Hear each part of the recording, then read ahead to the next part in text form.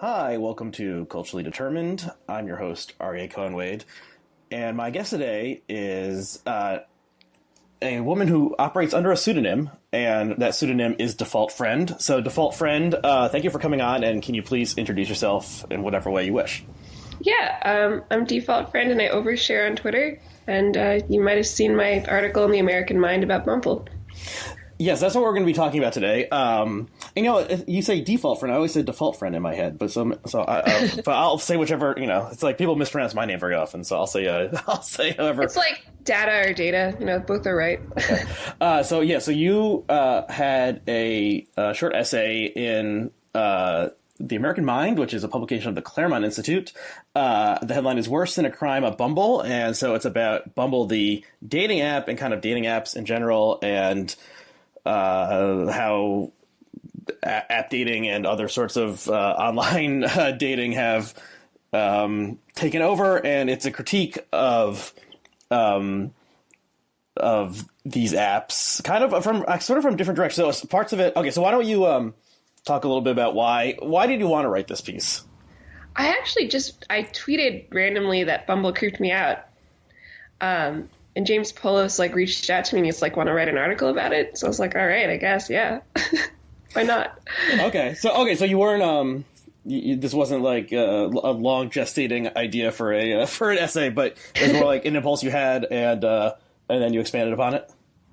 Well, yeah, I mean, so I'm a screenwriter, but I don't typically write in this format. So this is sort of like my first foray into sharing my opinions on things outside of tweets. Mm-hmm. So, I mean, I guess a lot of these ideas were sort of circulating. I try not to use dating apps because they do strike me as very dehumanizing. Mm-hmm. So we'll link to the essay below. Okay, so I didn't know that it was James Palos, who has been on Blogging Heads like a decade or more ago. He was on a few times. Hasn't been on in recent times, but an interesting guy. So he's the editor of this of American Mind, or the Claremont Institute's kind of post. So one thing that was interesting to me was that from what I know of you from Twitter, I didn't think of you as a conservative, but the Claremont Institute is, as I understand, kind of was like a conservative think tank, and but your critique is in some ways a conservative critique, and in some ways it's like an anti-capitalist critique. I know also. that it surprised me that they after I wrote it, because I didn't write it thinking about what their values were. I was just like, all right, what's my take on this? Mm-hmm. And I was surprised that they liked it so much. And in fact, most of the people who are sharing it are conservative, and they've read it, right? It's not that they're just sharing it because they like the American Mind. They're sharing it because they like the content. Yeah. So what is So can you lay out kind of what your critique is of the dating apps and Bumble in particular? So with Bumble in particular, it's simply it's this fake sort of sense of empowerment, because the women are then put in the masculine role. They get to choose who they speak to, because they have to start the conversation first. It's not just a passive accepting, hey, seeing where it goes. And I think it's sort of this endpoint of this idea that if women are more sexual, or I guess not more sexual, if they have a more masculine sexuality, then they'll feel empowered and dating will be more enjoyable, or I mean, I guess it's more enjoyable. But it doesn't, to me, it's not solving the problem, right? The issue is treating dating as a transaction, mm-hmm. not that women are now in the driver's seat and they get to be the ones who make it more transactional. Mm-hmm. So, so stepping back, I just say, because I don't think I've said this on the podcast previously, is that I got divorced last year. So I'm now in this world as well of dating apps, and coming to it very late because I was in a long relationship that predated dating apps. So I'm discovering all this, 10 years after most single people discovered it. and try to figure it out. So that was one reason I was interested in it. Okay, so Tinder was kind of the first heterosexual dating app that was really popular, and on Tinder you see it's people's photos, and then if both the man and the woman match, then they get a message saying you match, and you can like chat with each other. So that's kind of the default. No pun intended. And and it seemed like women had a lot of critiques of Tinder that like, it was men only cared about women's bodies, and and if there was a match, you get like, awful messages, like, very profane messages right off the bat or something, or like, do you just want to come over and fuck right now? And all sorts of, the male behavior was the problem. And it's funny though that, I mean, Tinder is supposed to, make cruising easy for straight people, it's just not something that existed in the same way in straight culture. Right, because didn't Tinder grow out of Grindr? That Grindr was first? Yeah, there was Grindr and then I think Scruff. Right, so those were gay male apps that were more used for cruising or hookups than dating, although I guess they could be used for dating as well. But it did sort of come out of a world of like male encounters, and right. I'm guessing the developers were overwhelmingly male. I don't know if the developers of Tinder were gay men or straight men, but I'm pretty sure they were men. So that sort of ethos of it's like, I mean, these are like, I'm like moving into like dangerous stereotype territory, but like, two guys see each other, they like each other, and why not just like hook up that night? And then that probably doesn't align with what most women are looking for out of the app. And so Bumble was like, so with Bumble, the woman has to initiate the conversation, and if the woman, I think the way it works is that, and you can correct me if I'm wrong because I only see it from the male perspective. If a man likes a woman, the woman sees that, and she can either like dismiss that or sort of say, "Oh, I'm interested," and then she has a certain length of time, like 24 hours, to initiate the conversation, and then the man has 24 hours to respond. So it seemingly the idea is to put the woman like in the driver's seat of like the initial interaction. Right. But so do you think this was like a noble, worthy goal that just didn't work out, or was it kind of like, or this was somehow like tainted to begin with? Well, so let's circle back to Grindr. I don't think it is stepping into like dangerous stereotypes, because it's, some people straight, it just doesn't matter what your sexuality is. Some people do just want to hook up. Some people, cruising is a legitimate expression of your sexuality, and that's what Grindr was, as far as I'm educated on it. That's what Grindr was created for. The problem is taking it out of that, not only taking it out of a gay context, but then a step further, treating it like that. That form of interaction could translate to dating or relationships. Mm-hmm. So it's like you're already flawed from the start, because Tinder's if you just want to fuck someone, why not just evaluate them on their looks? Mm-hmm. Or, if not their looks, what they're sexually interested in, and a small list of things, their location, how quickly they can get to you. It becomes problematic when you're then deluding yourself that this is going to be more than that.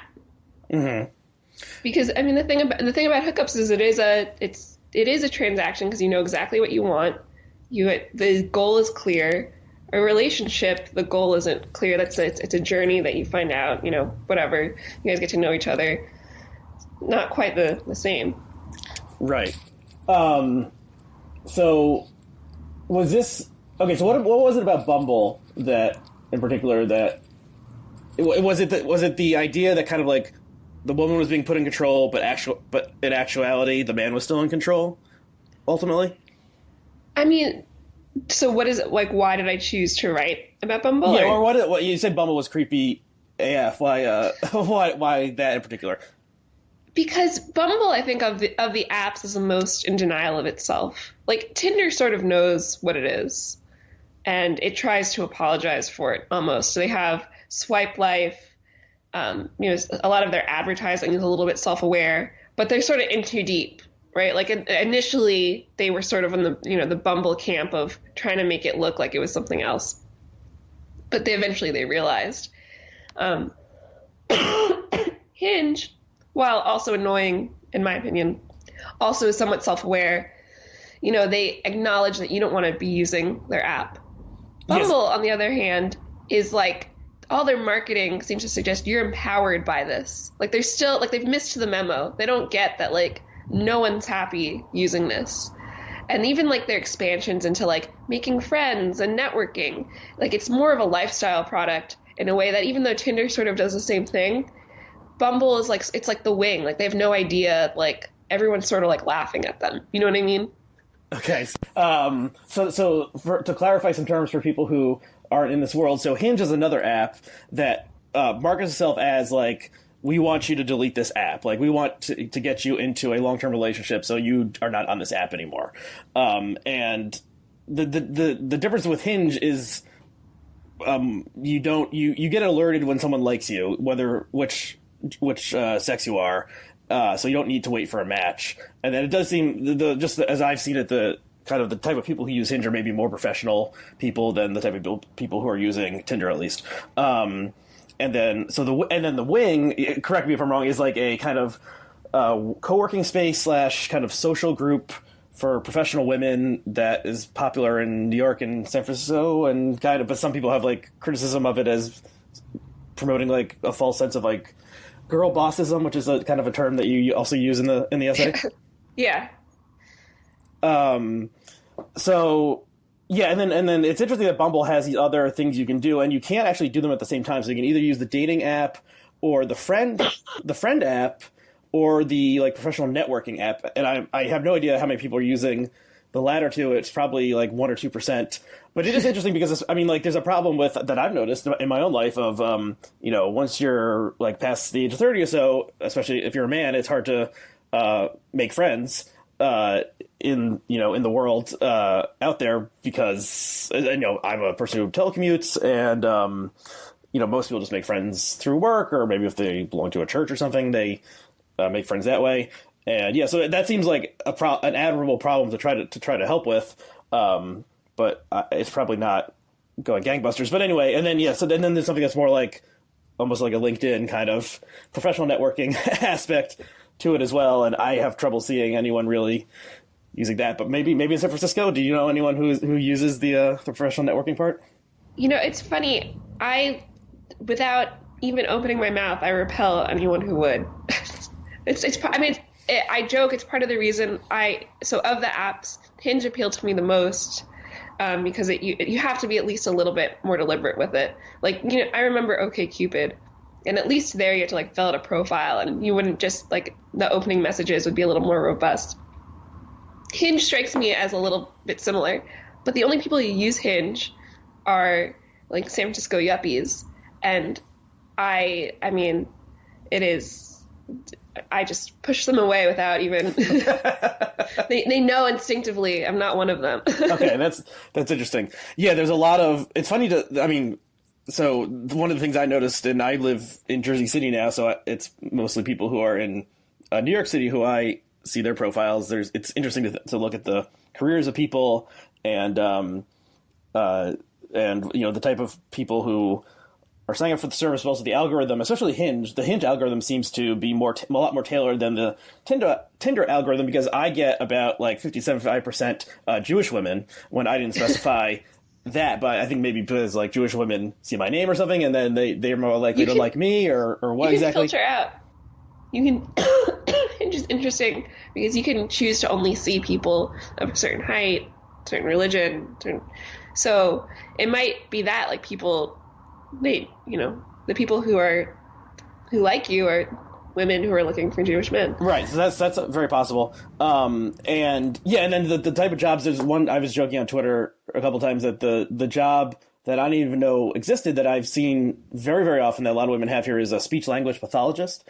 And there just must be a lot of speech language pathology in New York City because there's like dozens upon dozens of women who do this job that I never even heard of. But that's a side note. But so you see an interesting cross section of people doing this kind of thing, and then Hinge is I don't know if it's exactly yuppie types in New York, at least among women. It's a lot of teachers and social workers and people like that. So not like a ton of investment banker or corporate lawyer types, though there are some of that. But anyway, okay, so I guess so you were alienated from this process, but I assume like some of these actually led to real life encounters, and were those good, bad, neutral, or? I've actually only met one person off any app. I tried Tinder. It like wouldn't work on my phone. I didn't really like it. Deleted it. Hinge, I couldn't meet anyone because it was just kept getting like yuppies, but yuppies don't like me. And then can I just ask, what is it about you that yuppies don't like? I don't know. I have a couple of theories. I don't know. It's just it doesn't. I'm like too internety, I guess. Okay. And then I tried Bumble, and the one person I met off of Bumble was like a WikiLeaks obsessed, like Tulsi Gabbard fan. And then I just was like, whatever. I clearly wasn't built for these apps. Okay. So I mean, one thing you mentioned in the article is like, and I've definitely had this thought too, is like the apps present you with this like infinite number of alternatives, and so you're always you can't help but think like there's something better out there, because whatever you do, if you swipe left or right or dismiss or like this person, another woman for a straight man pops up immediately. And it made me think a little bit of like when you're like starting a new like Netflix series, and then you get like 30 minutes into the episode and you're like, this isn't really going anywhere. There's 10,000 other Netflix series that I could possibly be watching instead. I'm sure some of those are better than the one I'm currently watching. So I'm going to jump ship on this one and like scroll through and see if I can find something better. So that like, neither of these options existed 20 years ago, of thinking like, you could just be served up infinite content or infinite like profiles of single people. And it seems psychologically damaging to think like, well, okay, so it's like a capitalist utopia in some sense, because you have infinite choice and you can find the exact type of person or exact type of Netflix streaming show you want. But at the same time, there's these well-known studies about how more choices actually makes you less happy with the thing you ultimately settle on. And if in your pocket you have the sense that there's dozens of other potentialities out there, then maybe you're like committing less time to the person who's actually in front of your face. I mean, it's funny too that like concurrent to all of this, the sort of incel mindset has become more and more mainstream. Mm-hmm. The idea that no, actually straight men don't have limitless options. It's women who have limitless options. It seems to be there's these competing beliefs, and regardless of what camp you fall into, people really believe it, and there's evidence for both. Yeah, and all this stuff about, especially, there was an article in New York Magazine about a year ago about this like one plastic surgeon who specializes in male facial enhancement, and especially like giving men like stereotypically like square jaws and other kind of things that these incel type men think they need in order to attract a woman. And so the image is very important in all of these apps. And I assume if you are very unattractive, then it's hard for you to get matched in any sort. But it's kind of like the obsession that the culture imposed upon women about their looks like now exists for men as well, because the women are looking at men. Does that make sense? Yeah. it's so weird because when I was in New York, and it might have just been the era or the circles I was traveling in, it really did feel like men had unlimited options and women were disposable. And now you hear constantly about hypergamy and like, women can go like way out of their league, like way above their like sexual market value. It's so strange how the rhetoric's flipped completely. And I think dating apps and also where you are geographically seems to affect the extreme ends of the spectrum in that conversation. Yeah. 'Cause I hear this all the time from even male friends, and I feel like the women I speak to, don't necessarily feel like they can date anyone. But there's a sense in the conversation that women have their pick. Yeah, and that seems to be, the like incel, like the misogyny, like inherent in the incel ideology, such as it is, that like they, yeah, like they are like deserving of something, or like I don't even want to get into all this, but there's like all these, there's like if you're a 3, then like you should match with a 3, but like because of like some like man out there is like who's like a 9 is getting all the women, the entire like thing is screwed up. But this is like not how real life works. Okay, so I mean okay, so you mentioned you have a boyfriend. So you must have met through a non-dating app situation.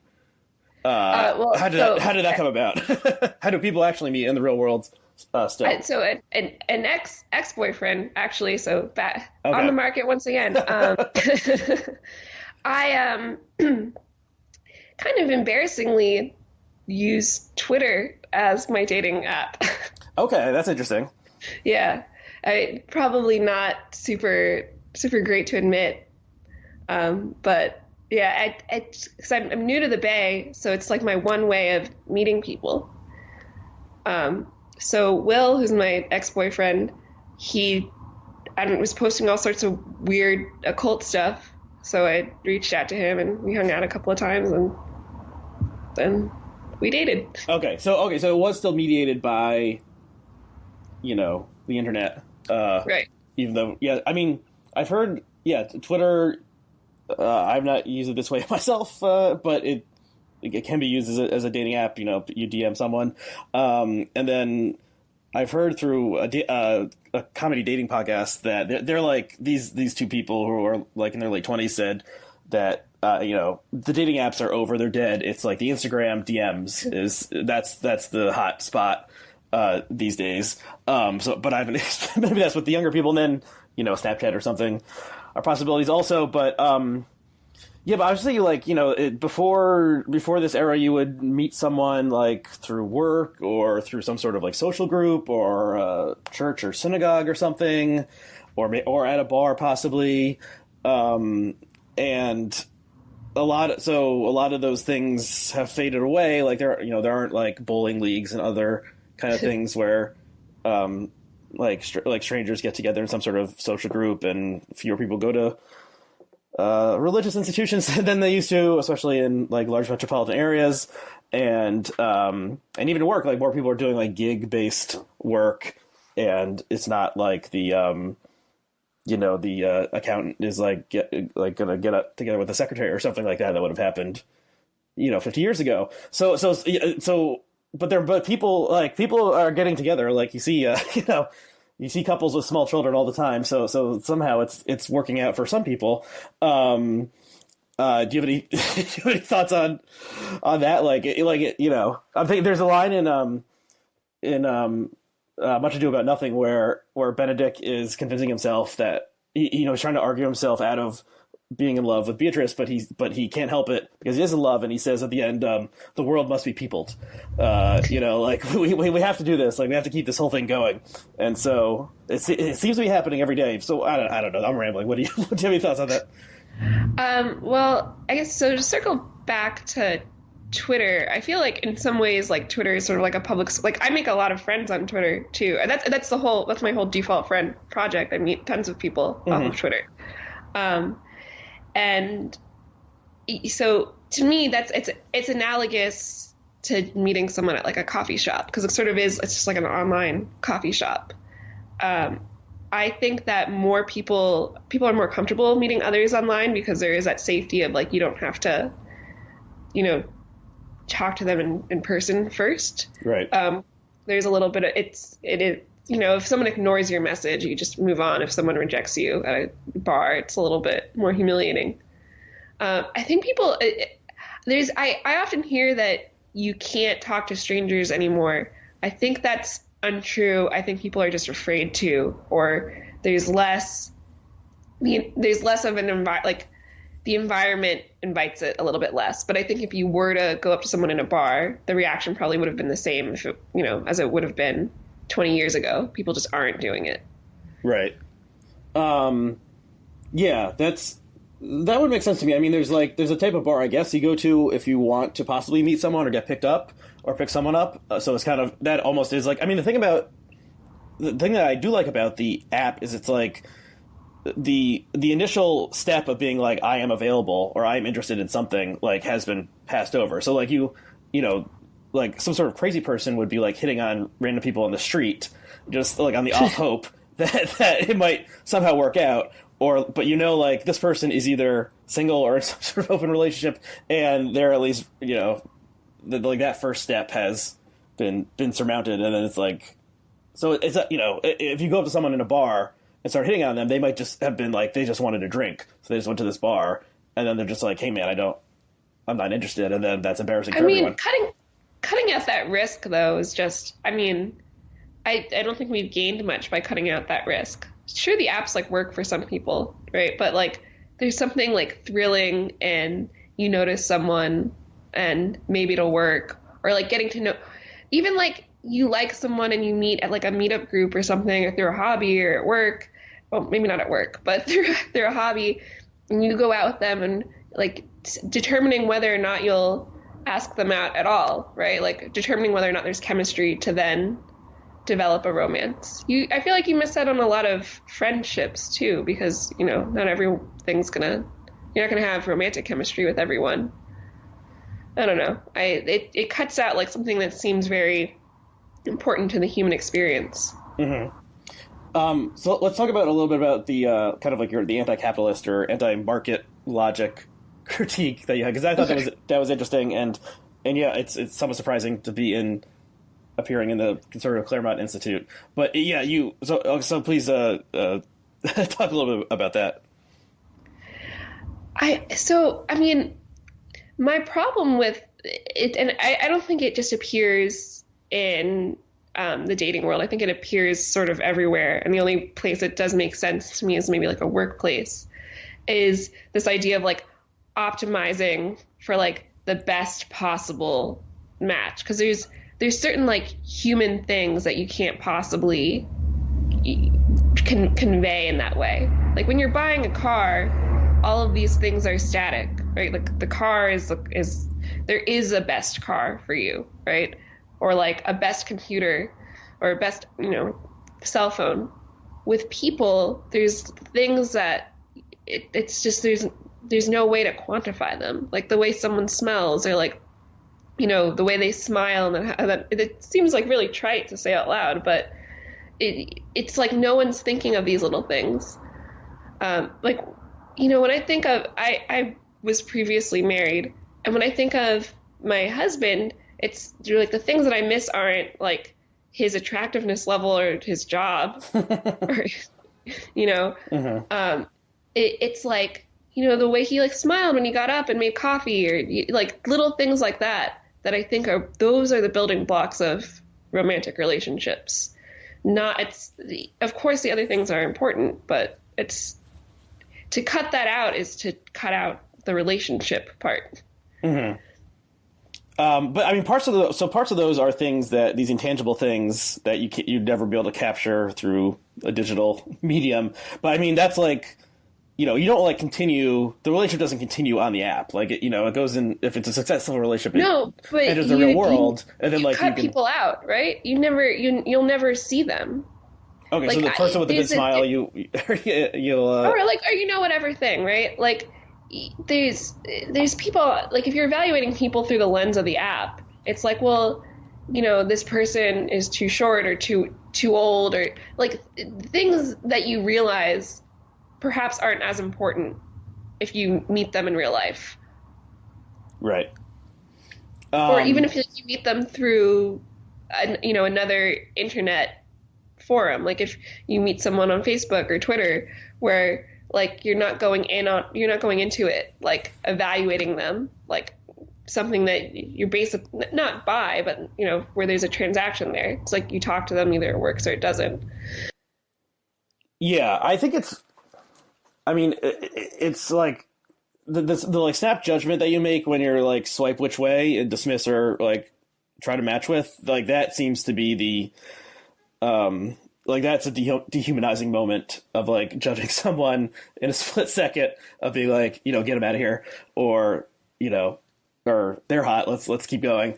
Right. So that's I definitely agree that is dehumanizing. But yeah, just also like bringing the market logic into this very intimate realm, and like economics has always been connected to matchmaking and other things, and like the I was thinking actually that the modern dating is it seems like a post World War II invention. Like before that, there's of course arranged marriages, and maybe you would meet someone twice and then it would be agreed that you would be married, and so we created this system, and it isn't like that was the ideal system or the natural system.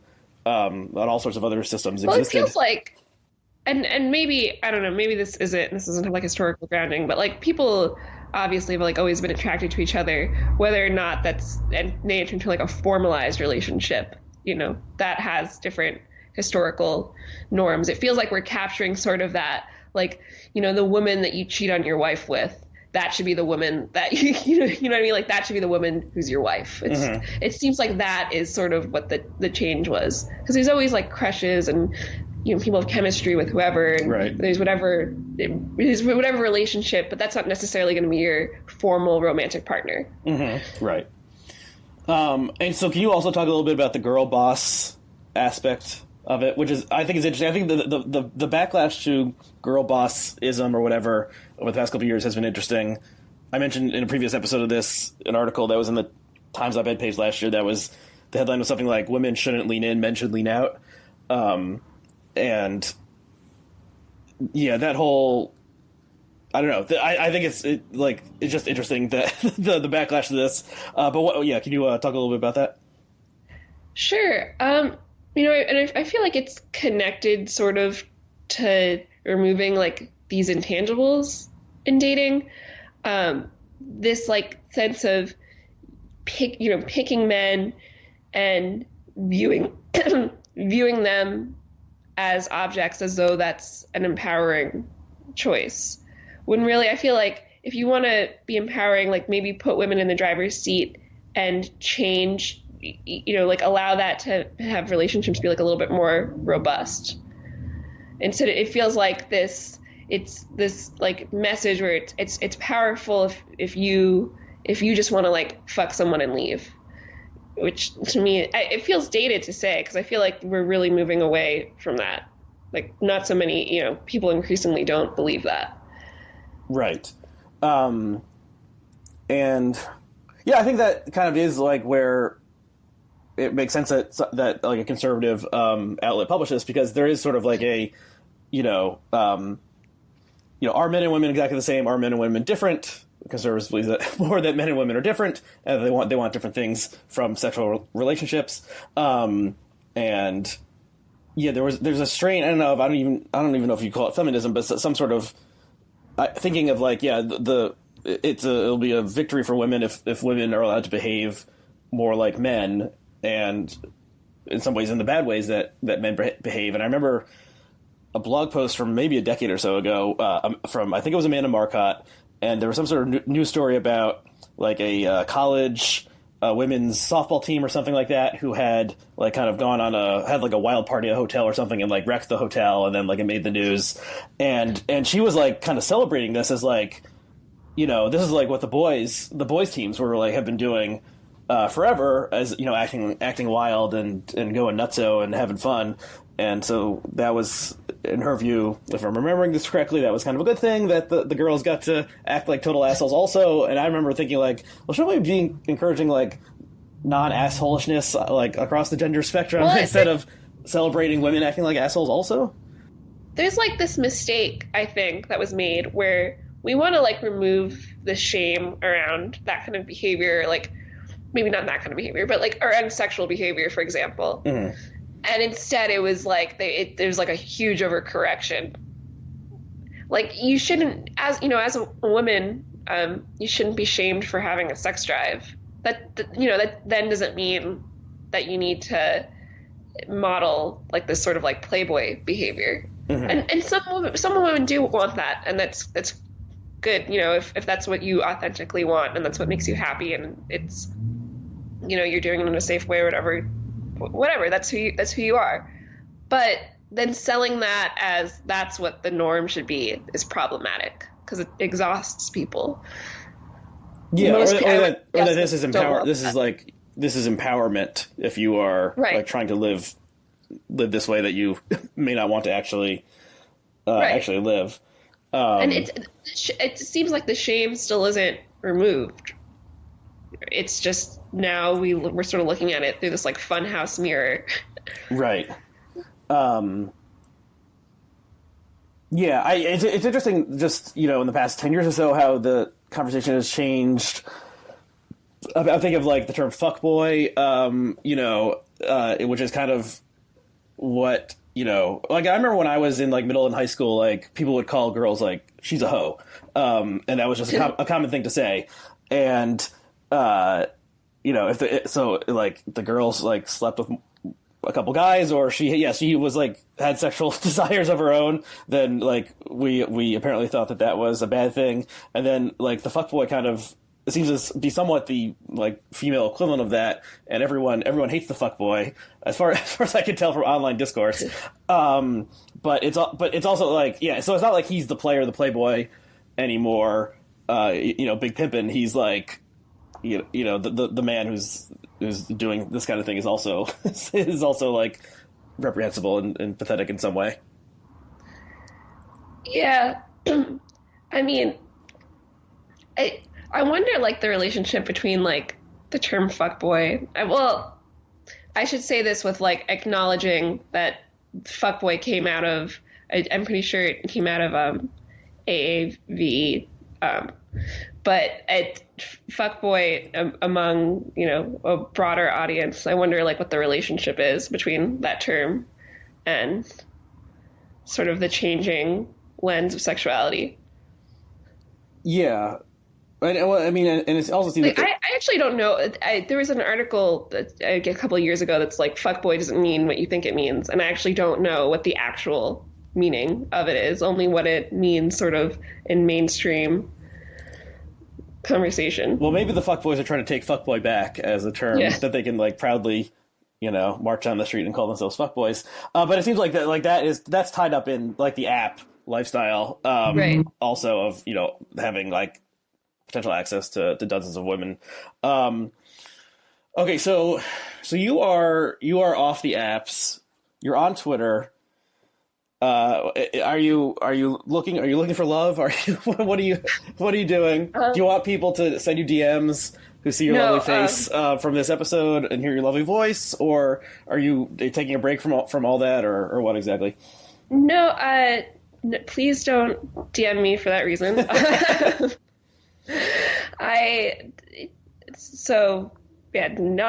Not looking for anything actively. Yeah, I guess that's it. Just no on that. Okay, but could you see yourself going back to this electronic world at some point, or are you thoroughly like put off by it? I can't personally do it. I also like am very turned off by the idea of like meeting someone for like what both parties know is a date. I don't know why. Like I have to just sort of like, even when I meet people off Twitter, So I am a little bit ashamed to admit this, but I've dated two people off of Twitter who, like, I met them on Twitter first, and then we hung out, and then we eventually dated. But even that, like, we had to like hang out first as friends like a few times, and then like, okay, this, you know, this can work. This could be a relationship, or we could date, you know. But like the idea of like approaching someone and like going on a date first for some reason, just, I don't know, especially through an app. Because like, what if you get there and like there's just like, again, like this like, intangible thing. There's like, you're not attracted to them, but like for no reason. And then there's like an awkwardness there. Yeah. Well, I think the dating app is not for you if you don't like going on first dates. But maybe Bumble Friend is would be more up your alley. Maybe. I don't know. I haven't tried that one myself, but I'm open to I'm open to friends. Would like to make friends. Yeah, it's interesting. I think Twitter is good for making friends. It's great for making friends. Yeah, and enemies. Both. Oh, yeah, I know. Okay, I think that's all the questions I have. Do you have anything else you wanted to say about the topic before we sign off? I don't think so. No, it was nice chatting with you. Okay, well, default friend. So you are on Twitter. It's default_friend. Is that right? Yep. Default_friend. And you can be default friend's friend as well on Twitter. And you can also be my friend on Twitter by following me at ARYHCW. So thanks for coming on and talking about a personal topic. And I hope our viewers and listeners appreciated it. So we'll see you again next time. All right. Bye.